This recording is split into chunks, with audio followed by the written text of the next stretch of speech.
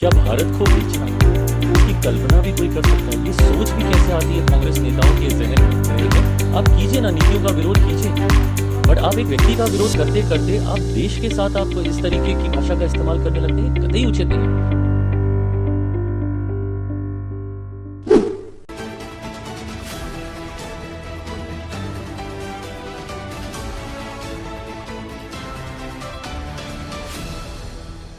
आप एक व्यक्ति का विरोध करते करते, मैं कांग्रेस की मानसिकता को समझ ही नहीं पाया कि आप एक व्यक्ति का विरोध करते करते आप ये तक भूल गए कि आप देश का अपमान करने लग गए।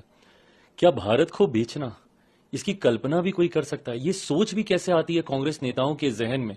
पर स्वाभाविक है, उन लोगों के जहन में सोच आ सकती है जिन्होंने पूरे देश को बंदी बनाने का काम किया हो, इमरजेंसी देश में लगाकर। उन लोगों के जहन में जरूर ये सोच कभी ना कभी आई होगी कि क्या हम लोग अपने देश को भी बेच दें। ये वही लोग हैं जिनके कार्यकाल में एक से एक बड़े घोटाले इस देश ने देखे। आज देश में एक ऐसा प्रधानमंत्री जिसने न सिर्फ देश में घोटालों पे, भ्रष्टाचार पे नियंत्रण लगाने का काम किया, एक ऐसा प्रधानमंत्री जिन्होंने अंतर्राष्ट्रीय स्तर पर हमारे देश का मान बढ़ाने का काम किया, एक ऐसे प्रधानमंत्री जिन्होंने एक गरीब परिवार से लेकर दुनिया में देश कैसे अपना नाम ऊंचा करे, अंतर्राष्ट्रीय स्तर पर कैसे भारत का सम्मान बढ़े, अंतरिक्ष के माध्यम से कैसे दुनिया में भारत की पहचान बने, हर स्तर पर उस व्यक्ति ने काम करने का काम किया।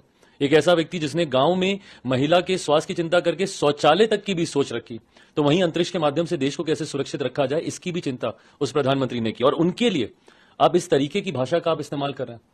आदरणीय खड़गे साहब बहुत बड़े हैं और बहुत अनुभवी हैं, उम्र में मुझसे बहुत बड़े हैं। आप कीजिए ना, नीतियों का विरोध कीजिए, बट आप एक व्यक्ति का विरोध करते करते आप देश के साथ आप इस तरीके की भाषा का इस्तेमाल करने लगते हैं, कतई उचित नहीं है।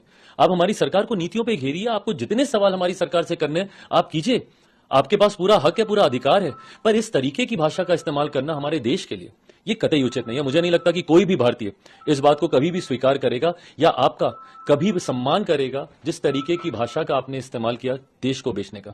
ये सोच किसी भारतीय के जहन में नहीं आ सकती। अगर आदरणीय खड़गे साहब अगर ऐसी सोच को भी रख रहे हैं तो कहीं ना कहीं ये चिंता की बात है।